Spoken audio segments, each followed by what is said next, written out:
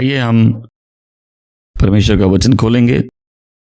हम पढ़ेंगे 3री पंक्ति से 9वीं पंक्ति, पहला पतरस। आइए एक साथ पढ़ेंगे। हमारे प्रभु यीशु मसीह और परमेश्वर का धन्यवाद हो, जिसने यीशु मसीह में हमें मरे हुए में से जी उठने के द्वारा अपनी बड़ी दया से हमें जीवित आशा के लिए नया जन्म दिया, अर्थात एक अविनाशी और निर्मल और अजर विरासत के लिए जो तुम्हारे लिए स्वर्ग में रखी है, जिनकी रक्षा परमेश्वर के सामर्थ्य से विश्वास के द्वारा उस उद्धार के लिए जो आने वाले समय में प्रकट होने वाली है की जाती है। इस कारण तुम मगन होते हो, यद्यपि अवश्य है कि अब कुछ दिन तक नाना प्रकार की परीक्षाओं के कारण दुखी हो, और यह इसलिए है कि तुम्हारा परखा हुआ विश्वास, जो आग से ताए हुए नाशवान सोने से भी कहीं अधिक मूल्यवान है, यीशु मसीह के प्रकट होने पर प्रशंसा, महिमा और आदर का कारण ठहरे। उससे तुम बिन देखे प्रेम रखते हो, और अब तो उस पर बिन देखे भी विश्वास करके ऐसे आनंदित और मगन होते हो कि वर्णन से बाहर और महिमा से भरा हुआ है, और अपने विश्वास का प्रतिफल अर्थात आत्माओं का उद्धार प्राप्त करते हो। आमीन।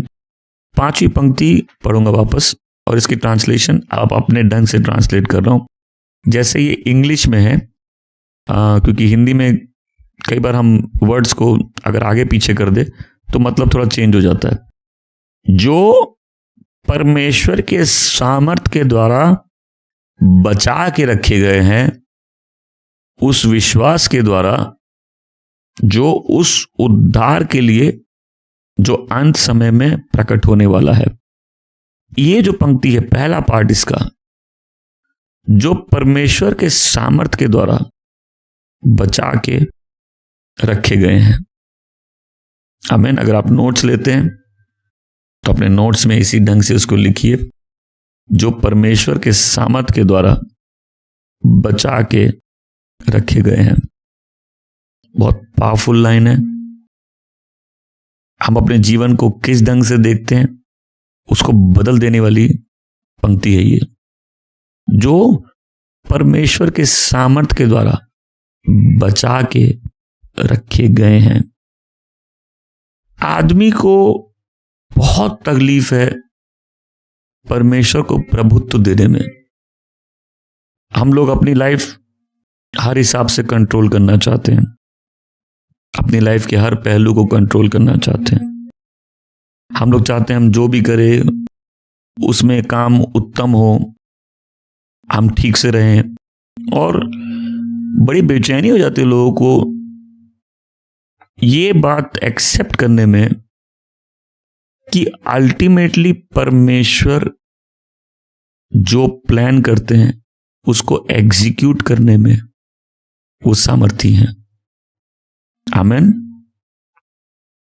तो वचन कहता है कि जो बचा के रखे गए हैं उसके सामर्थ के द्वारा, who are kept by god's power, जो परमेश्वर के सामर्थ के द्वारा बचा के रखे गए हैं। जब आप आज के वर्ड को समझेंगे इसका रिजल्ट क्या होगा, एक अद्भुत सुरक्षा महसूस करेंगे। आपका भरोसा परमेश्वर पर रहेगा। ये पूरे सैल्वेशन उद्धार का प्लान किसका है? आपका है, परमेश्वर का है। ये प्लान ओरिजिनेट कहां से हुआ है? ये किसके माइंड में ये प्लान आया कि आदमी को बचाना है? इसको ऐसे समझे, आदमी खोया हुआ है, ये बात भी आदमी को किसने बताई? क्योंकि अगर आप बाइबल नहीं पढ़ेंगे तो आपको कोई बोलेगा सर उठो, गहरी सांस लो, फिर एक नाक से छोड़ो, दूसरे नाक से छोड़ो, उसके बाद सात्विक बनो, मेडिटेशन करो। तो आप बोलोगे ठीक है, हम लाइफ तो मेरे हाथ में है, हम इसको अच्छी बना सकते हैं। को सुनना मेरी बात को। तो पूरी दुनिया में सारे धर्म इसी बात पर टिके हैं, तुम क्या कर सकते हो उद्धार पाने के लिए। आपको समझना पड़ेगा आपका विश्वास किस रूप से अलग है। पूरी दुनिया के सारे धर्मों में वो सब कुछ निर्भर करता है हम क्या करेंगे उस पर। पूर्ण रूप से सब कुछ आदमी के हाथ में, क्योंकि बोलो जीवन कैसा है, जैसा बना लो वैसा है। लेकिन जीवन दिया किसने? जीवन दिया किसने?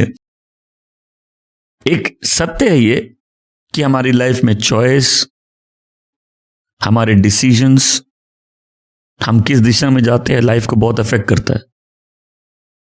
पर बड़ा सवाल यह है कि अल्टीमेटली क्या परमेश्वर अपने सामर्थ्य से हमको बचा के रखे हैं? क्योंकि हमको जब नया जन्म मिला है, वचन क्या कह रहा है कि खाली नया जन्म नहीं मिला है, परमेश्वर हमको जिस पावर से रेस किए हैं नए जन्म के लिए, उसी पावर से हमको बचा के रखे ताकि अनंत जीवन हमको हासिल हो सके। आमीन। कितने लोग सुन के आनंदित हैं? तो इसको शुरुआत ऐसे करते हैं ना, सैल्वेशन प्लान किसका है? सैल्वेशन छोड़िए, पृथ्वी प्लान किसका है? हम लोग तो उसी को खोज रहे। कौन बनाया है ये? क्यों बनाया है ये? हम तो पैदा भी होना नहीं चाहते थे।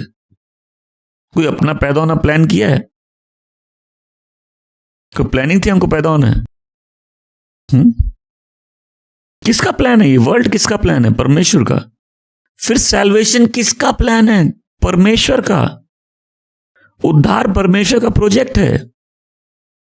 वो परमेश्वर से उत्पन्न हुआ, परमेश्वर ने उसकी योजना बनाई, परमेश्वर उसका प्लॉट बनाया। प्रभु यीशु ने वो सारे काम जो पूरे करने थे लोगों को उद्धार का रास्ता बनाने के लिए किए।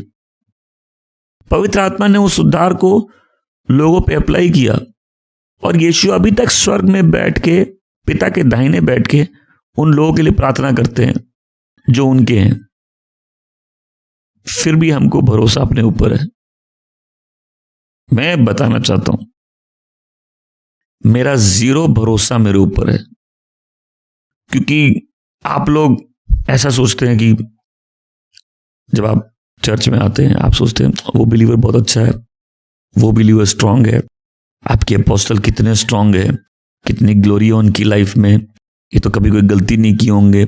ऐसा कोई विश्वासी पैदा ही नहीं हुआ जिसने गलतियां नहीं की, और गलतियां भी नहीं, सीरियस गलतियां नहीं की। ठोकर नहीं, ऐसी ठोकर खाया कि वो ठोकर खा के नीचे गिरा नहीं होगा।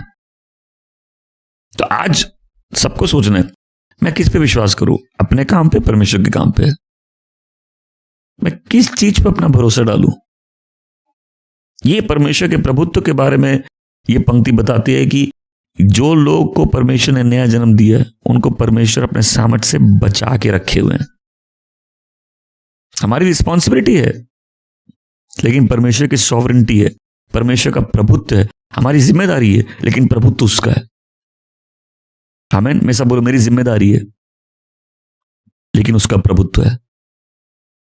वचन कहता है परमेश्वर बड़ा करुणा का धनी है, दया का धनी है, जिसने हमको नया जन्म दिया, उस नई जीवित आशा को दिया, यीशु मसीह को मरे से उठाया ताकि उस अविनाशी विरासत को हमको दे सके जो कभी खत्म नहीं हो सकती। किसी को आज यहां बिजनेस में सक्सेस चाहिए, किसी को पैसे ज्यादा चाहिए, किसी को शादी करनी है, हमारे बहुत से प्लान है इस लाइफ के, होने भी चाहिए जब तक हम जिंदा हैं तो। बट अल्टीमेटली परमेश्वर एक ऐसी अविनाशी विरासत, एक इनकरप्टेबल इनहेरिटेंस प्रिपेयर करके रखे हैं जो किसी वे से भी डिस्ट्रॉय नहीं हो सकती। आमीन। जो हमेशा के लिए, जो अविनाशी है, जो इनडिस्ट्रक्टेबल है, जो इनकरप्टेबल है, खराब नहीं हो सकती। वो आशीषित है, परमेश्वर धन्य है। आमीन। वो ऑथर है। आप जब एक किताब लिखोगे, मान के चलिए आपने भविष्य में क्या करना है, आपको किताब लिखोगे, ठीक है, आपने किताब लिखी, भविष्य के सारे प्लान उसमें डाल दिए, लेकिन उसको एग्जीक्यूट करने के पूरे पावर्स आप में नहीं है। आप वो दिन जिंदा रहोगे कि भी नहीं ये भी आपको नहीं मालूम, उस दिन परिस्थितियां कैसी रहेंगी ये भी आपको नहीं मालूम। लेकिन परमेश्वर ने जब किसी चीज को लिखा है और अपने मन में सोचा है, परमेश्वर के पास कैपेसिटी है उसको पूरा करने के लिए। आमीन। आपको नया जन्म मिला। नया जन्म क्या होता है? जिस दिन हमने अंगीकार किया यीशु मसीह को अपना उद्धारकर्ता के रूप में जाना, उस दिन से जब तक यीशु ना आ जाए या जब तक हम ना मरे और जब तक परमेश्वर का राज नहीं आ जाए, बहुत बड़ा समय है। क्या मेरी बात को सुन रहे? तो उस दिन से आगे के बीच में बहुत सारे प्रलोभन हैं। बोल दे किसी के जीवन में नहीं है तो प्रेशर है, स्ट्रेस है, थकान है, सताव है, फ्रस्ट्रेशन है, सफरिंग है, कंफ्यूजन है, डर है। नहीं है आपके जीवन में? नहीं है? क्या परमेश्वर इनके बारे में कुछ करते हैं? इन चीजों के बारे में कुछ करते हैं? तो एक तरीका है सोचने का कि परमेश्वर ने अपना बेटा भेजा हमारे पाप के लिए मरने के लिए, अपने बेटे को मरे में से उठाया, हमको नया जन्म दिया, लेकिन हमको बना के रखने के लिए कुछ नहीं कर सकते हैं। क्या मेरी बात को सुन रहे हैं? हमको बना के रखने के लिए कुछ नहीं कर सकते हैं। और मैं ये तो बोला, अगर जन्म उसके सामर्थ्य से मिला है तो बना भी रहेगा उसके सामर्थ्य से। आमीन। अगर वो नहीं चाहते तो हमको नया जन्म मिलता? तो क्या परमेश्वर चाहते हैं कि जिनको नया जन्म मिला वो खो जाए? नहीं, वो नहीं खो सकते, वो नहीं खो सकते। तो मैं उसको समझाऊंगा, क्योंकि आपके मन में पहला सवाल आएगा, उनका क्या जो लोग बैकस्लाइड कर गए, उनका क्या जो विश्वास छोड़ दिए।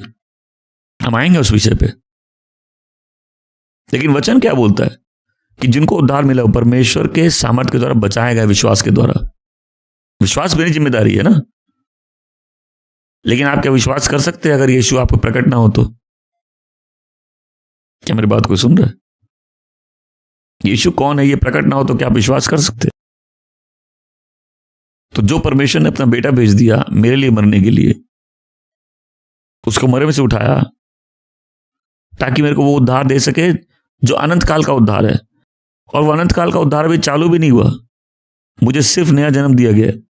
तो क्या परमेश्वर जो ये सारे काम एग्जीक्यूट कर सकते हैं वो सामर्थ्य नहीं है हमको बचा के रखने के लिए? हम अपने आप को एक पल के लिए भी बचा के नहीं रख सकते। हालेलुया। ये बातें गाना अच्छा है ना, मेरा भरोसा तुझ पर टिका है, तू बढ़े मैं घटूं। ये गाना आसान है, बट आम जिंदगी में मैक्सिमम बिलीवर्स अपना विश्वास अपने ऊपर रखते हैं और आप अपने आप को एक पल भी बचा के नहीं रख सकते। तो इस पंक्ति को समझने का एक तरीका है कि कैसे हम निश्चित करेंगे परमेश्वर किनको संभाल के रखा है। कैसे करेंगे? जो लोग अंत तक बने हुए। इंसान के रूप में हमारे पास तो जानने का कोई तरीका नहीं है ना परमेश्वर सही में किसके अंदर विद्यमान है। हम लोग फलों से देख सकते हैं, बट जब कोई व्यक्ति बैकसाइड भी करता है वो एंड नहीं है, क्योंकि ये जो ये लेटर लिखा है वो सबसे बड़ा बैकस्लाइडर है, वो सबसे बड़ा धोखेबाज है, वो सबसे बड़ा कायर है, और वही सबसे बलवान निकला। वो भागने वाला लिखना, वही पीछा करने वाला निकला। तो जो ये लिख रहा है, जिसने ये पंक्ति लिखी है, उसको रेवलेशन है इस ट्रूथ का। इसलिए मैं सोचता, देखो पतरस बोलता है, रात को वो नाव पे होते हैं और प्रभु यीशु पानी पे चल के आते हैं। लोग बोलते भूत भूत, प्रभु बोलते भूत रिहा में। तो पतरस बोलता आप है तो बोलिए हम भी चलेंगे, मैं आऊं, मतलब मैं पानी पे आऊं। प्रभु यीशु को छोड़ के एक लौता व्यक्ति है जो पानी पे चला है, और प्रभु यीशु को छोड़ के एक ही व्यक्ति जो पानी में डूबा है। बोलता मैं आऊं, आओ। तो वो पानी पे चलने लगा। क्या मिरेकल है! क्योंकि हम लोग प्रभु यीशु के बारे में सोचते हैं कि प्रभु यीशु पानी पे चले, पतरस एक्चुअली पानी पे चला। क्यों? प्रभु यीशु ने उसको बुलाया था। तो तुम्हारी लाइफ के तूफान जितने भी बड़े हो, लहरें जितनी भी ऊंची हो, तुम पानी पे चलोगे और तुम डूबोगे नहीं। फिर बोलोगे पतरस कैसे डूबा था? पतरस जब शुरुआत किया प्रभु को देख रहा है, लेकिन तुरंत उसकी आंखें हट गई प्रभु से। लेकिन एक हाथ आता है, प्रभु यीशु का हाथ उसको बचाता है। डांट को छोड़ दो, डांट तो उसके बाद पतरस को पड़ती है, लेकिन प्रभु उसको डूबने नहीं देते। वो हाथ जो उसको पकड़ा था, पतरस उस हाथ को जानता है। आमीन। मेरा भरोसा, हम परफेक्ट, हम बिल्कुल नहीं है। पतरस पानी पे चलता है, पतरस पानी पे डूबता है। चला मिरेकल है, डूबा अविश्वास है, लेकिन उसके बावजूद प्रभु यीशु उसको पकड़ लिए। आमीन। जब पतरस ये बात लिख रहे हैं, वो श्योर है। मैं सबको बोलना चाहता हूं, आपकी रिस्पॉन्सिबिलिटी आपकी है, लेकिन आप परमेश्वर के सामर्थ्य के द्वारा बचा के रखे हुए हैं। नहीं तो आप, ये अद्भुत है, आपके ऊपर इतनी, कई लोग इतनी तकलीफ है, आप बचे कैसे? आप विश्वास में कैसे? अभी तक असंभव है परमेश्वर के प्यार से हमको कोई अलग कर सके। मैं गड़बड़ी कर दूं तो मतलब करता ही तो हूं, और क्या करता हूं? गड़बड़ी छोड़ के क्या करते हैं आप कुछ और करते हैं। गलतियां छोड़ के क्या करते हैं? I mean, अगर शैतान आपको कन्विंस कर सकता है कि आप इसके लायक नहीं है, तो शैतान जीनियस है और हम मूर्ख हैं, क्योंकि हम एक्चुअल में उसके लायक नहीं है। तो हर गलती हमको वापस से उस सिंहासन के पास ले जानी चाहिए, क्योंकि उस लहू में अभी भी वही सामर्थ्य हमको धो के साफ करने के लिए। वो सामर्थ्य कभी खोया नहीं है। जब तक एक आदमी पवित्र आत्मा का निंदा, सारी निंदाओं में यीशु बोलते हैं जो पवित्र आत्मा का निंदा करे उसके पास कोई और मौका नहीं है। और मैंने एक कहानी बताई हुई है कि मेरी लाइफ में एक बार ऐसा हुआ कि मेरे को अंदर से लगा कि मैंने पवित्र आत्मा की निंदा कर दी है। और मैं बताता हूं उसका इंस्टेंस क्या था। इंस्टेंस ये था कि वो बहुत साल पहले की बात है, हम न्यू ईयर में चर्च में थे और मेरे साथ एक अविश्वासी था। और क्या हुआ, कम्युनियन का टाइम आया, तो मैंने बोला कम्युनियन नहीं लेना, मालूम था उसको। उसने कम्युनियन हाथ में ले लिया और जैसे ही कम्युनियन हाथ में ले पीछे गिर गया,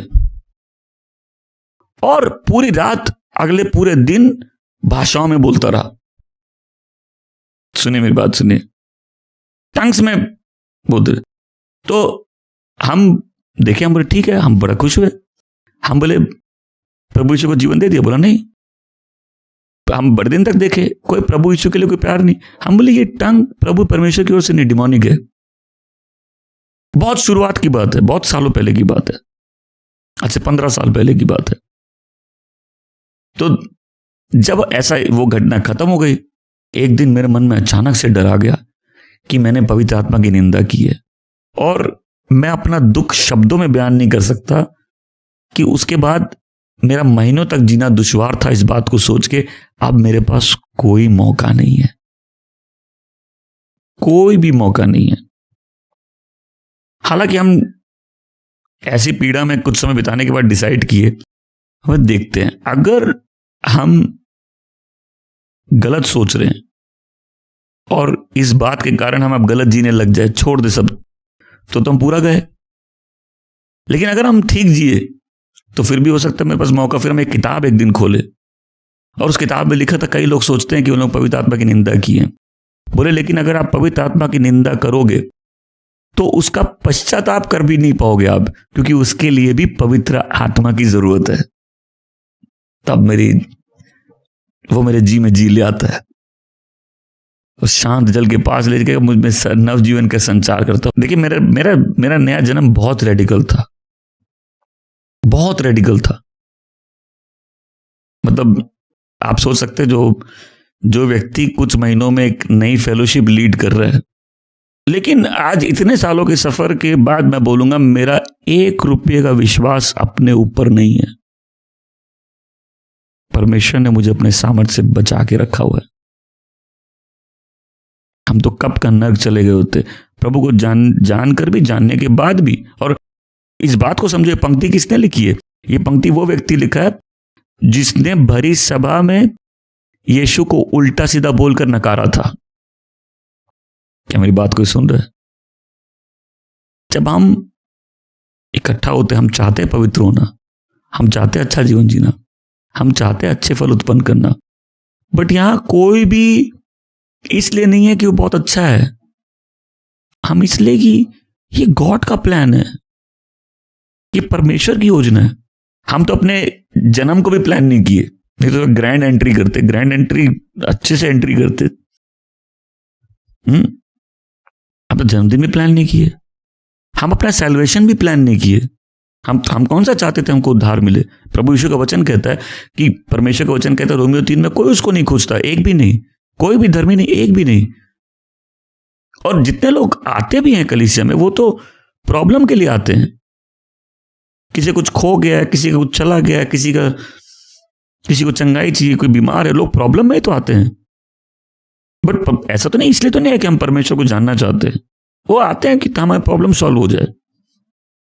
क्या मैं सही बात बोल रहा हूं? राइट।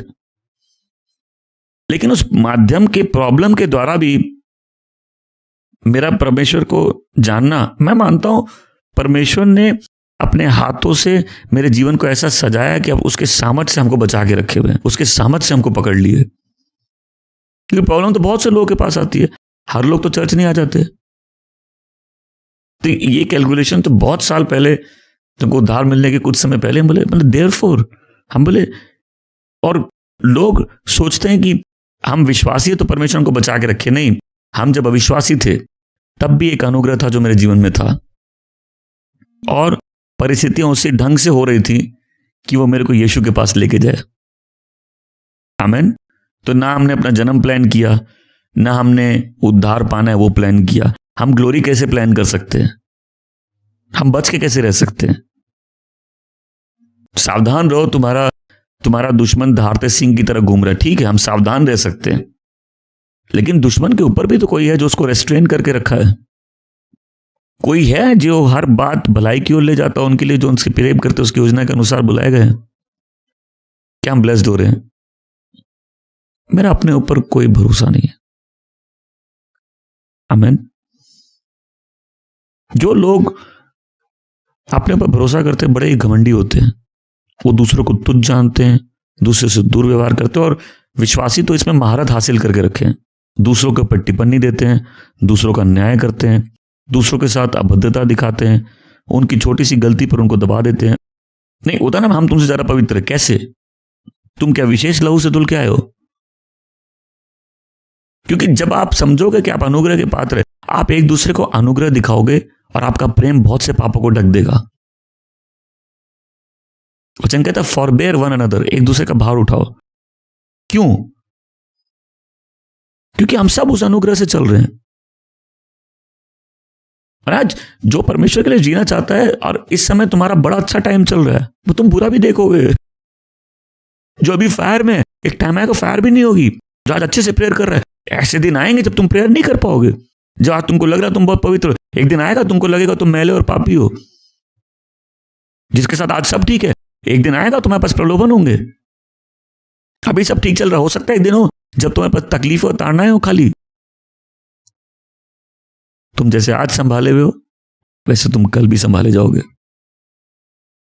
आमीन। मैं सब बोलो मुझे संभालता है। मैं आपसे कहता हूं और सच सच कहता हूं, बहुत कम चर्चेस में सच्चा गॉस्पल प्रीच होता है। सारे चर्चेस में आदमी क्या कर सकता है, यही प्रीच होता है। तुम कर सकते हो, तुम में बात है, तुम में एक जज्बा है, वो अच्छी बात है, लेकिन तुमने किया क्या आज तक? इसको मोटिवेशन से देखो। मोटिवेशन सबको जरूरत है कि नहीं है? नहीं है मोटिवेशन जरूरत। मोटिवेशन की जरूरत है हमको, लेकिन वो हम खाली गिरे हैं। हमने अपनी कमियां देखी है, हमने पाप किए हैं। और पाप खाली मैं बताता हूं, लोग सिन नहीं सीरियस सिन करते हैं, फिर भी वो बचा के रखे हुए हैं। अब इसमें एक व्यक्ति बोलेगा ये बातें तो बड़ी खतरनाक है, क्योंकि जैसे हम ये बात सुनेंगे मेरा मन तो करेगा कि हम तो जो भी करें। इसको हम लोग नहीं समझते। प्रभु तो उसका है, जिम्मेदारी मेरी है। ऐसा बोलो, प्रभु तो उसका है, जिम्मेदारी मेरी है। यदि तू परमेश्वर का पुत्र है तो यहां से कूद जा। बोले ठीक है प्रभु, तो हमको संभालते, कूद जाओ। नहीं, वचन कहता है तू अपने परमेश्वर की परीक्षा ना लेना। आमीन। मेरे साथ बोलो, प्रभु तो उसका है, जिम्मेदारी मेरी है। तो लाइफ में चांस, कुछ इवेंट्स के कॉम्बिनेशन से हमको नया जन्म मिल गया, नहीं। पर ये क्या बात है, हम तो उस दिन इत्तेफाक से चर्च चले गए, इत्तेफाक से नहीं। ये प्लान इटर्नल प्लान है, संसार की शुरुआत से पहले परमेश्वर प्लान बना के रखे हैं। तो इत्तेफाक कैसे हो सकता है? क्या कोई सुन रहे? हर विश्वासी को इन सिद्धांतों पे अपने जीवन का आधार बनाना है। ये नया जीवन की कहानी उस दिन से चालू नहीं हुई जिस दिन हमको नया जीवन मिला। जब यीशु क्रूस पर मरे थे, उनके मन में हम थे, क्योंकि वचन कहता है कि अच्छे लोगों के लिए तो कोई मर भी सकता है, लेकिन यीशु क्रूस पर तब मरे जब हम पापी ही थे। आमेन। इसका मतलब है ये प्लान तब बनाया गया जब पहला आदमी भी इस धरती पे नहीं था। क्या मेरे चॉइस, मेरे डिसीजंस की वैल्यू नहीं है? बिल्कुल है, बहुत पावरफुल है। वो मेरी लाइफ को शेप करते हैं। लेकिन मैं इसको ऐसे समझाता हूं, मैंने इसको प्रेजेंस ऑफ गॉड मैसेज में समझाया। एक उदाहरण के तौर पे वापस याद दिलाता हूं। प्रभु मेरी मीटिंग को ब्लेस करिए, प्रभु मेरी मीटिंग को ब्लेस करिए, प्रभु मेरी मीटिंग को ब्लेस की। मैं 10 दिन से प्रेयर किया, फास्टिंग प्रेयर किया। मीटिंग के लिए निकला, टायर पंचर हो गया। टायर नया है, वापस बनाया, टायर पंचर हो गया, वापस बनाया, टायर पंचर हो गया। और इंसान के दिमाग में यह बात नहीं घुसती कि परमेश्वर के पास असंख्य तरीके हैं अपनी योजनाओं को पूरा करने के लिए।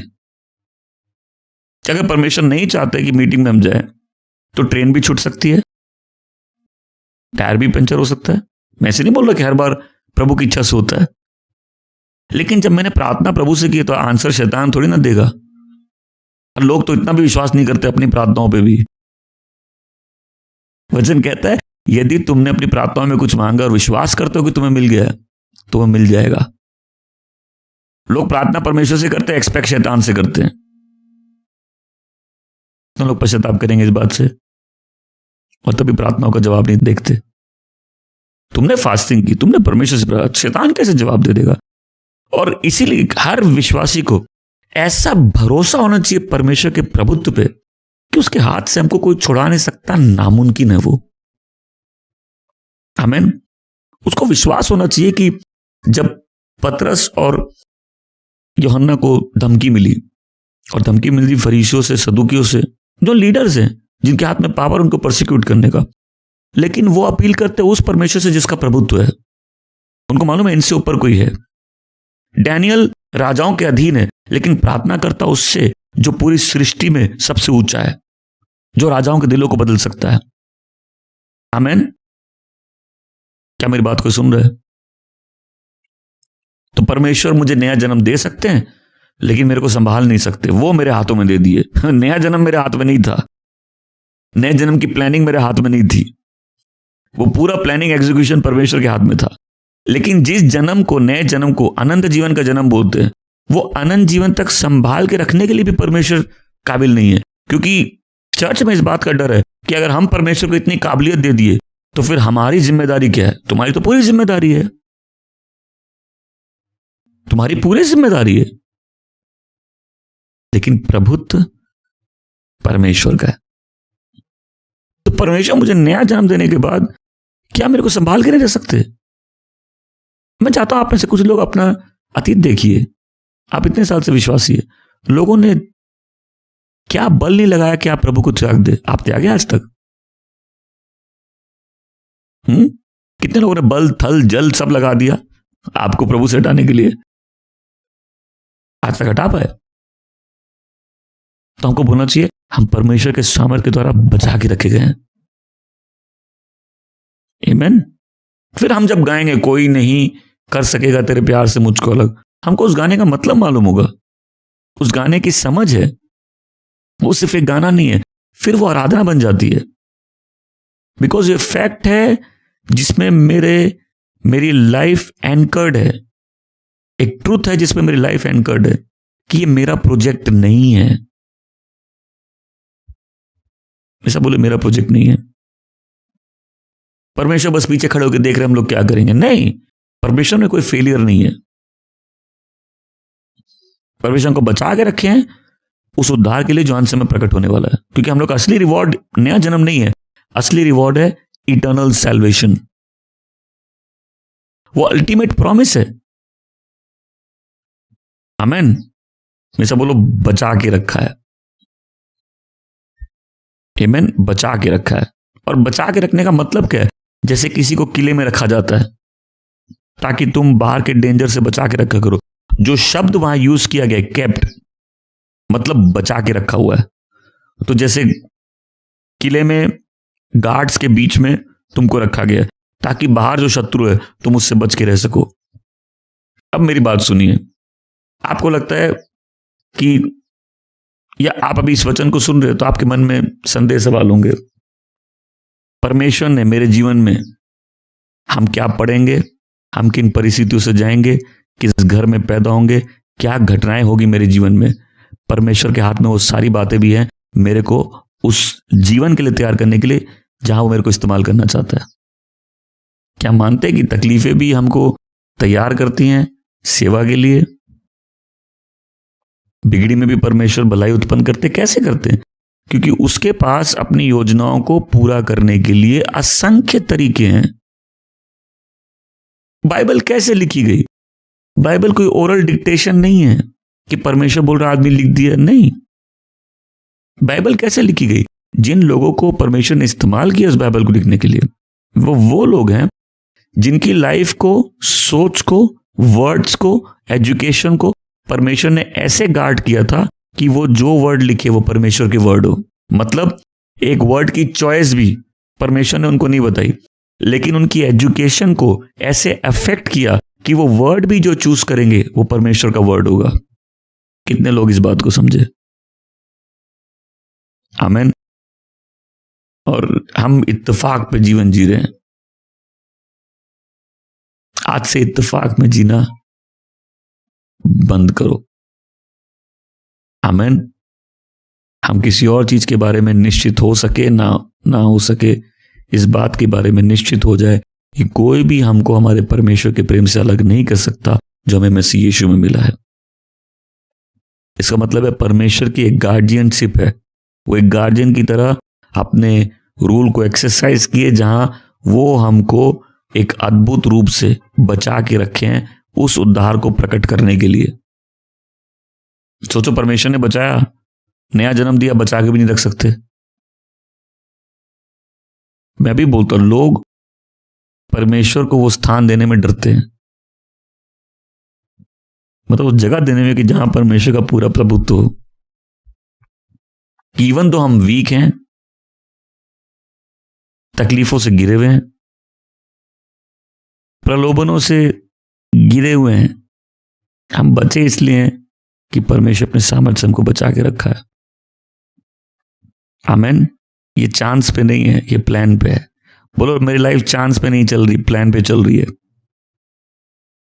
अगर आदमी की विल पे, आदमी की इच्छा पे होता, उसके सामर्थ्य पे होता, उसके पावर पे होता, तो बहुत कम संभावना है कि कोई वहां प्रवेश कर रहा है। और वचन कहता है कि उसको बना के रखा है विश्वास के द्वारा। इसका मतलब क्या? कि विश्वास हम कर रहे हैं, हमारी रिस्पॉन्सिबिलिटी है, राइट? लेकिन वो विश्वास आप कहां से करोगे जब तक यीशु आप पे प्रकट नहीं होगा? और बचा किस लिए रखा है? उद्धार के लिए, थोड़े समय के लिए नहीं, थोड़े समय के लिए नहीं, अनंत काल के लिए। पहला शमूएल 2:9 कहता है कि वह अपने संतों के पांव को संभालेगा और दुष्ट अंधेरे में चुप हो जाएगा, क्योंकि सामर्थ्य से कोई व्यक्ति विजयी नहीं होगा। मेरे साथ बोलो, ना तो बल से ना शक्ति से, पर उसकी आत्मा के द्वारा। भजन संहिता 37 का 23 और 24, एक अच्छे आदमी के कदम परमेश्वर द्वारा निर्धारित होते हैं और परमेश्वर उसमें आनंदित होता है। आमीन। एक अच्छे आदमी के कदम को परमेश्वर ऑर्डर करते हैं, गाइड करते हैं, सुपर नेचुरली लीड करते हैं। नीति वचन 2:8, वह न्याय के पथों में की देखभाल करता और अपने भक्तों की मार्ग की रक्षा करता है। आमीन। जो उसके लोग हैं उनकी मार्ग की रक्षा करता है। यशायाह 54:17, कोई भी हथियार जो तेरे विरुद्ध बनाया गया सफल नहीं होगा, और हर एक जुबान जो तेरे विरुद्ध उठी है वो न्याय में खंडित की जाएगी। यही विरासत है उसके दासों की और उनकी धार्मिकता उसकी ओर से है, ये परमेश्वर कहता है। आमीन। यिर्मयाह 32 का 40-41, मैं उनके साथ अनंत विधान बनाऊंगा कि मैं उनसे मुड़ूंगा नहीं, उनके साथ अच्छा करूंगा और अपना भय उनके दिलों में डाल दूंगा ताकि वो मुझसे मुड़े नहीं। आमीन। यूहन्ना 4:14, पर जो भी इस पानी से पिएगा जो मैं उसको देता हूं, उसको कभी प्यास नहीं लगेगी, पर जो पानी मैं उससे देता हूं उसके अंदर एक कुएं के समान अनंत जीवन का पानी देता रहेगा। यूहन्ना 10 का 28 और 29, और मैं खुद अनुवाद करके बोल रहा हूं भी, मैं उन्हें अनंत जीवन दूंगा और उनका नाश नहीं होगा और कोई भी उनको मेरे हाथ से छुड़ा नहीं सकता। मेरे पिता ने जिसने मुझे इन्हें दिया है उनसे महान है और कोई भी मेरे पिता के हाथों से उनको निकाल नहीं सकता। यीशु बोल रहे, राइट? और जिनको मैंने बचाया कोई भी उनको मेरे हाथों से छुड़ा नहीं सकता। जितने लोग पिता ने मुझे दिए हैं उनको मैं फेथफुली बना के रखूंगा। आमीन। यूहन्ना 17:11 और 12, अब मैं इस दुनिया में नहीं रहूंगा पर तुम इस दुनिया में रहोगे, पर ये इस दुनिया में रहेंगे, मैं आपके पास आ रहा हूं। प्रभु यीशु कहते हैं अब मैं इस दुनिया में नहीं रहूंगा, ये इस दुनिया में रहेंगे, मैं आपके पास आऊंगा। पवित्र पिता, अपने नाम के द्वारा इन्हें संभाल के रख, इन्हें जिनको तूने मुझे दिया है, ताकि ये सारे एक रहें जैसे हम एक है। क्या मेरी बात को सुन रहा है? यूहन्ना 17:15, मैं ये प्रार्थना नहीं करता कि तू उन्हें दुनिया से निकाल ले, मैं ये प्रार्थना करता हूं कि तू उन्हें दुष्ट से बचा के रख। रोमियो 8:31-32, तो हम क्या कहें? अगर परमेश्वर हमारे साथ है तो हमारे विरुद्ध कौन हो सकता है? जिसने अपना इकलौता बेटा नहीं छोड़ा और सब चीज उसे दे दी, वो मांगने पर हमें अच्छी चीजें क्यों नहीं देगा? वो हमें यूं ही सारी अच्छी चीजें क्यों नहीं देगा? फिलिपियों 1:6, इस बात के बारे में कॉन्फिडेंट होते हुए कि जो भला काम तुम में चालू किया गया वो यीशु मसीह के आगमन के दिन पूरा किया जाएगा। दूसरा थेसलोनियन 3:3, परमेश्वर वफादार है, प्रभु वफादार है, वो तुम्हें एस्टैब्लिश करेंगे, स्थापित करेंगे और तुम्हें बुराई से बचा के रखेंगे। यहूदा 1:24, पर उसको जो सामर्थी है हमको गिरने से बचाने के लिए और निष्पाप उसकी महिमा में खड़े करने के लिए उस अनंत आनंद के साथ। आमीन। तो ये बचा के रखना क्या होता है? कि उनको अनुग्रह की स्थिति में बचा के रखें। तो जैसे एक आदमी पैदा होता है शारीरिक रूप से, उसका बायोलॉजिकल बर्थ है, वैसे ही नया जन्म उसका शुरुआत का पॉइंट है, वो उसका एंड नहीं है। उसका एंड इटर्नल लाइफ है, वो हम लोग की असली पोजीशन है। तो उसको ऐसे समझते हैं, अगर तुम्हारे पास है तो तुम कभी खो नहीं सकते, जिन्होंने खो दिया उनके पास कभी थी नहीं। हम लोग इंसान के रूप में कैसे जानेंगे? वैसे ही जानेंगे जो अंत तक बना हुआ है। क्या मेरी बात को सुन रहे? जिसका अंत प्रभु में होता हम वैसे ही जान सकते हैं। तो जिसको नया जीवन मिला उससे छीन नहीं सकता, जिससे छीन गया उसको कभी मिला नहीं था। पतरस पब्लिकली यीशु को कर्ज करके रिजेक्ट करता है और उसने बोला था वो ऐसे बिहेव नहीं करेगा। प्रभु यीशु उसको पहले से बोलते हैं, सिमोन, शैतान तुमको गेहूं के दाने की तरह मसलना चाहता, लेकिन मैंने तुमसे प्रार्थना की है, जब तुम परिवर्तित हो जाओ अपने भाइयों को साहस देना। तो एक जो प्रभु के लोग हैं वो गिर सकते हैं, सीरियसली गिर सकते हैं, सीरियस पाप कर सकते हैं, लेकिन पाप में हमेशा बने नहीं रहेंगे। फाइनल फॉल नहीं होगा उनका वो। आमेन। पतरस और जूदास में क्या फर्क था? एक पॉइंट पे लगे कोई फर्क नहीं था। और मैं पूछना चाहता हूं, अगर उस दिन जब पतरस प्रभु को नकार रहा था और तुम बगल में खड़े होते, तुम भी यही सोचते ना, इस व्यक्ति का कुछ नहीं हो सकता। जूदास को प्रभु बोलते हैं, वचन कहता है कि शैतान उसके अंदर घुस गया। लेकिन पतरस को भी तो प्रभु बोलते हैं, शैतान मेरे पीछे हो जा। जूदास को क्या बोलते हैं? बोलते हैं जो करना जल्दी करो। पतरस को बोलते हैं मैंने तुम्हारे लिए प्रार्थना की है। और किसी को मालूम है, यीशु आज भी प्रार्थना कर रहे हैं। किस लिए? ताकि जो काम किया है फिनिश उन्होंने, वो अल्टीमेटली कंप्लीट हो, और जिनके लिए वो मरे हैं वो परमेश्वर की उपस्थिति में अनंत काल के लिए आ सके। अब चर्च में जब कोई पाप करता है और करता रहता है, पहले उसको वार्निंग दी जाती है, फिर 2 जन उसको समझाते हैं। जब वो नहीं समझता तो चर्च उसको बोलता है, और फिर चर्च ऐसे आदमी को एक्सकम्युनिकेट कर देते, निकाल देते हैं। लेकिन ये निकालना भी इसलिए नहीं है कि उसके पास अब कोई आशा नहीं है।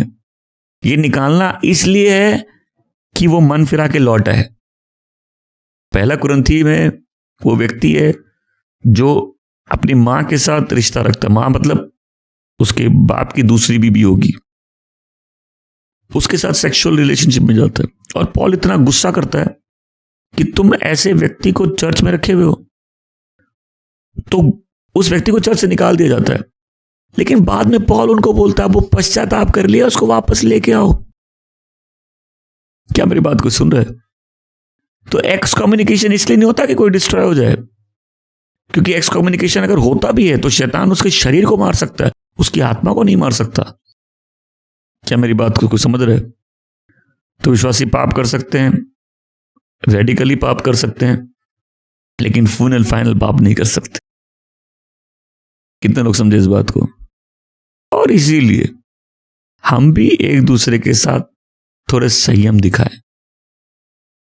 आमीन। एक दूसरे को वही ग्रेस दे जो हमको दी गई है। नंगा नहीं करे नफरत में, प्यार से ढके एक दूसरे को। अद्भुत बात है कि मैंने कितने लोगों को उस प्यार से उठाया है, और इन्हीं लोगों ने नंगा किया है। जब आप समझते हो उस ग्रेस की क्या वैल्यू है, कि आप में ऐसी कोई बात नहीं जिसके कारण आपको उद्धार मिला है, वो यीशु मसीह का उस बलिदान है जो उस क्रूस पे दिया गया है। आमीन। जब हम उस ग्रेस को समझते हैं, हम दूसरों की लाइफ में ग्रेस को एप्रिशिएट भी करते हैं। जिनको ग्रेस की जरूरत है उनको ग्रेस देते भी हैं। आमीन। और अब बिजनेस टर्म्स में समझो, पवित्र आत्मा हमको क्यों दिया गया? ये डाउन पेमेंट है। कभी किसी बिजनेस में डाउन पेमेंट किस लिए दिया जाता है? ताकि जब फाइनल पेमेंट दे दी जाए तो सामान खरीद ले। डाउन पेमेंट रिजर्व करने के लिए दिया जाता है। कितने लोग होते हैं वो डाउन पेमेंट देते हैं, बाद में परिस्थितियों के कारण उनका मन बदल गया, उस ट्रांजैक्शन को कंप्लीट नहीं करते। लेकिन परमेश्वर वफादार है, जब डाउन पेमेंट दिए तो पूरा फिनिश करेंगे बिजनेस। आमीन। वो पूरा ट्रांजैक्शन फिनिश करेंगे। और कोई पाप करे, रिपीटेडली पाप करे, लेकिन प्रभु को नहीं त्यागते। ऐसे लोग, कई लोग प्रभु को नहीं त्याग सकते। अब भले ही पाप कर रहे हैं, पाप के पूरे अधिकार में नहीं आएंगे, वो संघर्ष करके निकल जाएंगे। भले ही बैकस्लाइड हुए हैं, वापस आ जाएंगे। आमीन। वो दिखाता है कि ये जो फिनिश करेगा वही बचाए हुए हैं। आमीन। कैसे लोग प्रभु पे ट्रस्ट नहीं छोड़ेंगे, गॉस्पेल पे कॉन्फिडेंस नहीं छोड़ेंगे। आमीन। ये अनंत जीवन का गिफ्ट परमानेंट है, लेकिन ये जुड़ा हुआ है परमेश्वर के संभाल के रखने के सामर्थ्य के साथ। अगर कोई प्रभु को छोड़ दे, पवित्रता छोड़ दे, प्रभु से मुड़ के चला जाए, तो ये इटर्नल लाइफ का फेलियर नहीं है। ये प्रूफ है कि उसका विश्वास अधूरा था। वो शुरू से ही सही विश्वास नहीं था। आमीन। कितने लोग ये वचन सुनने के बाद बोल रहे हैं हम सिक्योर्ड हैं? आमीन, हम सिक्योर्ड हैं प्रभु में। आमीन। परमेश्वर ने हमें नया जन्म दिया, किस लिए? ताकि अनंत जीवन दे सके। प्रभु यीशु कहते हैं पतरस के लिए, मैंने तुम्हारे लिए प्रार्थना की ताकि तुम फेल नहीं हो। अब प्रभु हमारे लिए भी प्रार्थना करे ताकि हम फेल नहीं हो, ताकि वो ग्रेस जो हमको चाहिए पर्याप्त समय में सप्लाई होती रहे। आमीन। ताकि हम विश्वास में बने रहे। और परमेश्वर जो प्लान करते हैं वो प्लान कभी फेल नहीं करता। जो हाथ पतरस को बचाया था वही हाथ हमको बचाता है जब हम डूबते हैं। आइए इसको कंत करेंगे इब्रानियों 7:25 से। इसलिए जो उसके द्वारा परमेश्वर के पास आते हैं अब उनका पूरा पूरा उद्धार कर सकता है, क्योंकि वह उन लोगों के लिए विनती करने को सर्वदा जीवित है। आमीन। मैं फिर से पढ़ता हूं। इसलिए जो उसके द्वारा परमेश्वर के पास आते हैं वह उनका पूरा पूरा उद्धार कर सकता है, क्योंकि वह उनके लिए विनती करने के लिए सदा सर्वदा जीवित है। मैं सब बोलो, पूरा उद्धार, कंप्लीट सैल्वेशन। आमीन। क्यों कर सकते हैं? क्योंकि अब यीशु बैठे हैं पिता के दाहिने हमारे लिए विनती करने के लिए। और ये विनती किस लिए? इसलिए कि उनका काम कंप्लीट नहीं है, इसलिए कि अभी तक वो काम का एग्जीक्यूशन कंप्लीट नहीं हुआ। आमीन। इसलिए कि हमारे नए जन्म पाने से अंत तक हम बहुत बार गिर सकते हैं, कई प्रलोभन आ सकते हैं, कई समस्याएं खड़ी हो सकती है, कई विचित्र और मन को भटका देने वाली परिस्थितियां खड़ी हो सकती है, तूफान आ सकते हैं। लेकिन कोई है जो प्रार्थना कर रहा है ताकि हम नहीं गिरे। आमीन। और वो अपनी मध्यस्थता के द्वारा हमको बना के रख सकता है। इसलिए वचन कहता है जो परमेश्वर के सामर्थ के द्वारा बना के रखे गए हैं। कितने लोग आशीषित हैं? कितने लोग बोल रहे कि प्रभु ने हमको संभाल के रखा है, कोई भी हमको उससे अलग नहीं कर सकता। और इसका अंत क्या है? अपनी जिम्मेदारी निभाओ, लेकिन विश्वास उस अनुग्रहकारी परमेश्वर पे रखो। आमीन। जो विश्वास हो गए, जो संभाल के रखना जानता है। आमीन। जिसका अनुग्रह काफी है तुम्हारे जीवन के लिए, तुमको संभाल के रखने के लिए।